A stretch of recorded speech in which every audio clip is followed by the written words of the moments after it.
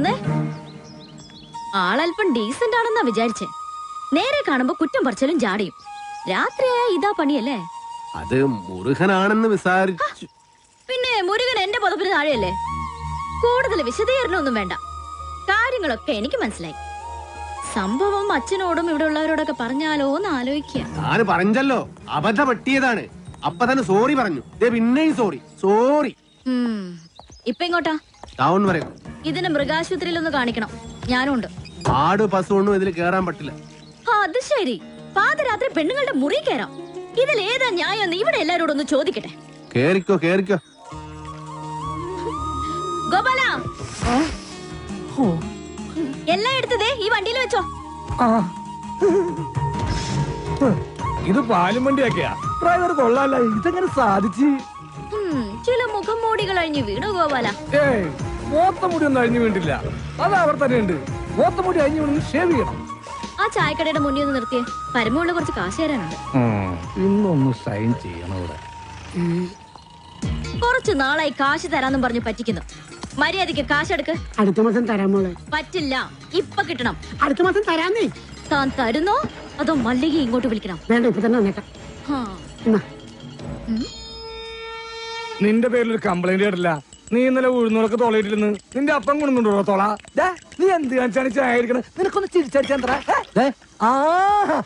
ആരാന്നറിയാമോ? പന്നി. അതെ, മല്ലയെ കാണിച്ചിന്ന് നമ്മുടെ കട മുഴുവൻ പിരിക്കണം. അവൻ എന്നെ പണ്ടൊരു കാര്യമില്ലാത്ത കാര്യത്തിന് തല്ലിയിട്ടുള്ളതാ. ചുമ്മാ അവന്റെ അമ്മക്കൊന്ന് വിളിച്ചേനി. ഇപ്പൊ അതിന് കണക്കെടുക്കാൻ പറ്റിയ സമയോ? ഞാനത് മുതലാളി പറഞ്ഞോളാം. നിന്നെ ഞാൻ പട്ടിയെ തല്ലുന്ന പോലെ തല്ലാൻ പോവാ. എന്നെ തിരിച്ചടിച്ചാലേ മല്ലയെ നിന്നെ കീറിക്കളയും.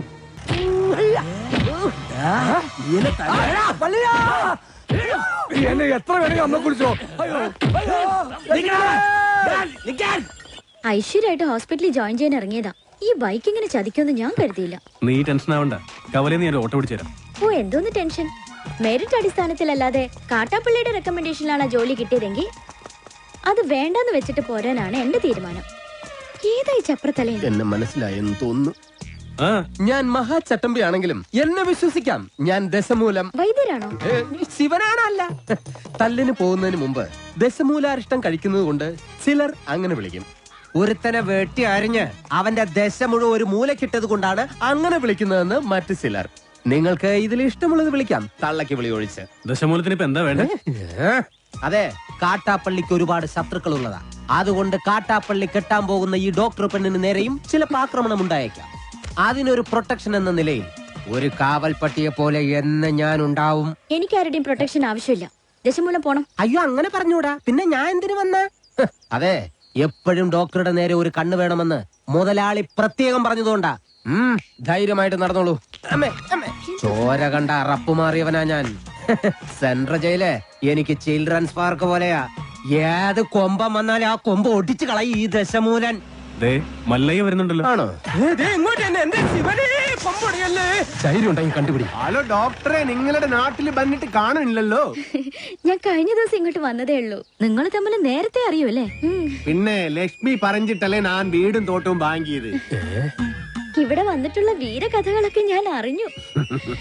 ആ കാട്ടാപ്പള്ളി ഇപ്പോ എന്നെ കെട്ടണമെന്ന് സ്വയം തീരുമാനിച്ചങ്ങ് നടക്കുക. അവന്നെ ഹോക കേളു. ഇവിടെ ഇപ്പൊ ചോദിക്കാൻ ആനുണ്ടല്ലോ. ലക്ഷ്മി ധൈര്യമായിട്ടിരിക്കെ. മനസ്സിലെ ആഗ്രഹം പോലെ എല്ലാം നടക്കും. ഒരെണ്ണം ജീപ്പിനകത്തും ഒരെണ്ണം പുറത്തും. അഷ്ട സാക്കൽ വാ. നീ ഒരു കാതൽ മല്ലയ്യ തന്നടാ. അപ്പൊ പോട്ടെ. എങ്ങാനും വന്ന എന്റെ ശവം കാണേണ്ടി വരും. അതെ, ഒന്ന് നിന്നേ. അയാൾ എന്നെ കണ്ടായിരുന്നോ? പിന്നെ കണ്ടോന്നോ? കണ്ടല്ലേ? ഞങ്ങള് കാര്യവും പറഞ്ഞു. എന്തു പറഞ്ഞു? ഇനി മേലിൽ പ്രൊട്ടക്ഷൻ എന്നും പറഞ്ഞ് പുറകെ നടന്ന തന്റെ മുട്ടുകാല് തല്ലിയൊടിക്കുന്ന മല്ലയെ പറഞ്ഞിരിക്കുന്നത്. ചുമ്മാ പറഞ്ഞായിരിക്കുമല്ലേ? ചുമ്മാ പറഞ്ഞതാ. അയാൾ ശരിക്കും പറഞ്ഞതായിരിക്കും. അയാൾ ചെയ്യുമെന്ന് പറഞ്ഞ ചെയ്തിരിക്കും. കുടുംബത്തെ കയറി വെട്ടിപ്പറിച്ചിട്ടിട്ട് പോകും. പിന്നെ നിങ്ങക്ക് താല്പര്യമില്ല, ഞാൻ ഇനി നടക്കുന്നില്ല. പോരാ. ഭയങ്കര ചിരിയും കളിയൊക്കെ ആയിരുന്നല്ലോ. നിങ്ങൾ തമ്മിൽ അത്രയ്ക്ക് അടുപ്പാ? നല്ല അടുപ്പാ. ഇനി വല്ല പ്രേമവും മറ്റാണോ? ഹലോ, ഒരു മിനിറ്റ്. ഇതാ വരുന്നേ.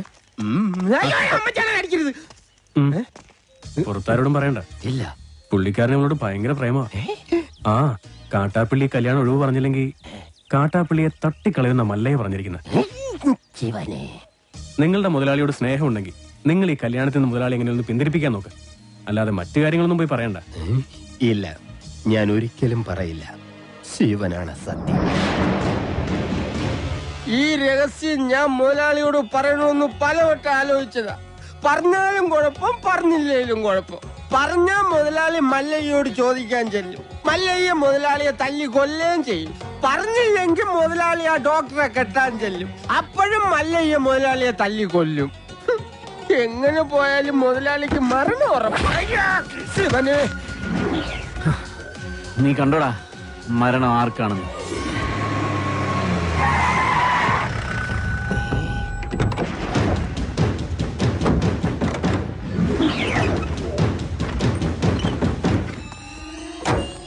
വടക്കുമലയിൽ നാളെ ഇറക്കിയിട്ടുണ്ട്. എന്തോ അപകടമുണ്ട്. ഷേവ് ചെയ്യണം. ഒരു ചായ. മരണം ഉറപ്പുവരുത്തിയിട്ടേ പോകാവൂ. കാര്യം കഴിയുന്നത് വരെ ഒരു പോലീസും അതുവഴി വരില്ല. മലയ ഇപ്പൊ തോട്ടത്തിലേക്ക് പോകണ്ട. കാട്ടാപ്പള്ളി വടക്കമ്മല ആളിറക്കിയിട്ടുണ്ട്. കവലയിൽ വെച്ച് പരസ്യമായിട്ട് കൊല്ലാനാ പരിപാടി.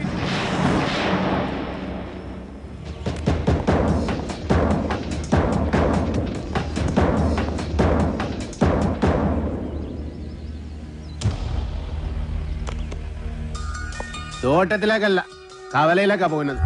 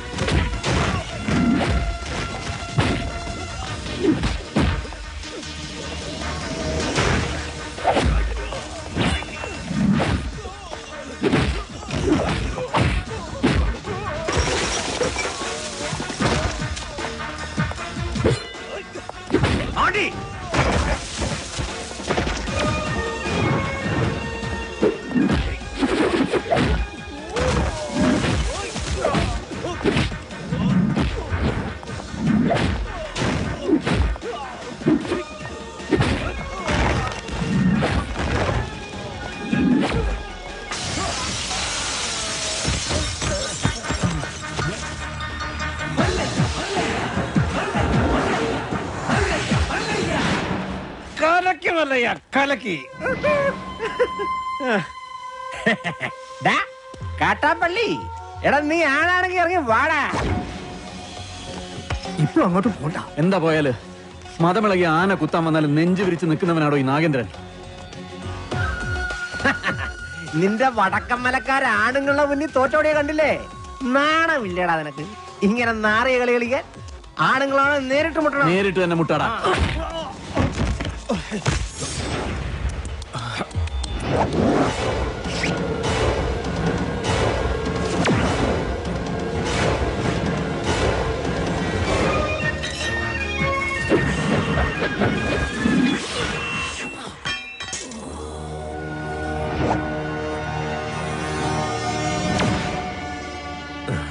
ഇത് നിന്റെ നെഞ്ചിന് നേരെ എറിയാൻ അറിയാൻ മേലാഞ്ഞിട്ടല്ല, നിർത്തിക്കോ. ഇവിടെ വെച്ച് നിർത്തിക്കോ. ഇല്ലെങ്കിൽ ബയറുകീറി കോടലി പുറത്ത് വന്ന് അതിനെ പട്ടി തീട്ടിക്കും. നിൻകെ നൻപക്കെ ഗൊത്തില്ല കാട്ടുപുളി നായിന്റെ പട്ടി മോനെ.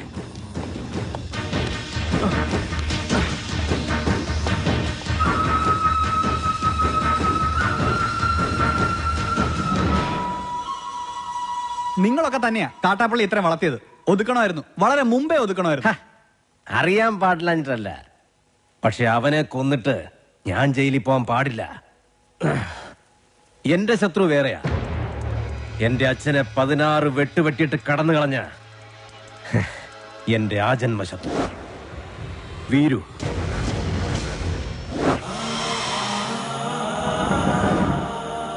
അവനെ എനിക്ക് കൊല്ലേണ്ടത്. അവൻ ചതിച്ചതെങ്ങനെയാന്ന് മല്ലയ്ക്ക് അറിയണ്ടേ. ഒരിക്കൽ മസിനഗുഡിയിലെ തോട്ടത്തിൽ നിന്ന് അച്ഛൻ മടങ്ങി വരികയായിരുന്നു.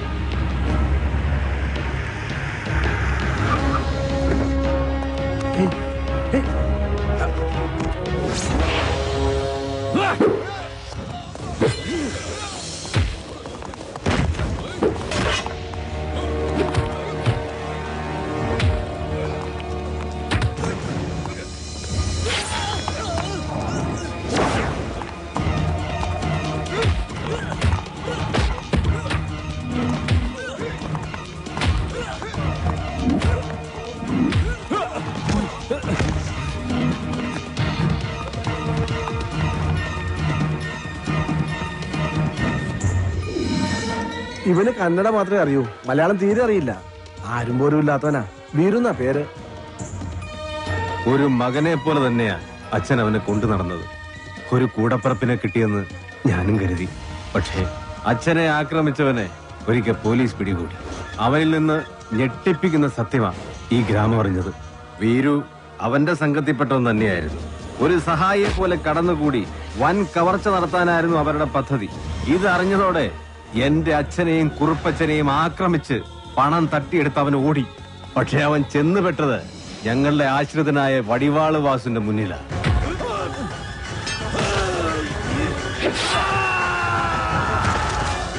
രക്ഷപ്പെടാനാവാതെ കാട്ടിലൊളിച്ച വീരുവിനെ അന്ന് രാത്രി പോലീസ് പിടികൂടി. പിറ്റേന്ന് തെളിവെടുപ്പിനായി അവനെ കൊണ്ടുവന്നപ്പോ എല്ലാ കുറ്റങ്ങളും അവൻ സമ്മതിച്ചു. പണം മോഷ്ടിക്കാൻ വേണ്ടിയല്ലേ നീ ഉണ്ണിത്താനെ വെട്ടിയത്? നീ മുദ്ദ താനെ അതന്നെ ഞാൻ കേളിതു. ഒളിപ്പിച്ചു വെച്ച തൊണ്ടി മുതൽ കണ്ടെടുക്കാൻ പോകുന്ന വഴി അവൻ പിന്നെയും ഒരു ചതി കാണിച്ചു.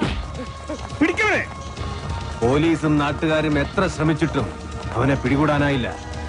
അവൻ രക്ഷപ്പെട്ടു കളഞ്ഞു. പക്ഷെ ദൈവം ഉണ്ടെങ്കിൽ അവനെ എന്നെങ്കിലും എന്നെ കൺമുന്നിൽ കൊണ്ട് തരും. അന്ന് എന്റെ അച്ഛനെ വെട്ടിയതുപോലെ അവനെ വെട്ടിയെറിഞ്ഞ് നാട്ടുകാരുടെ മുന്നിലിരുന്ന് ഞാൻ. അത്രയ്ക്ക് ദ്രോഹമാ ഈ കുടുംബത്തോടവൻ ചെയ്തത്. അവനെ മകനെ പോലെ സ്നേഹിച്ച മനുഷ്യനെയാണ് അവൻ ജീവച്ഛവം പോലെ കടത്തിയത്. അവന്റെ ക്രൂരത നിങ്ങൾക്ക് കാണണ്ടേ? ദേ നോക്ക്.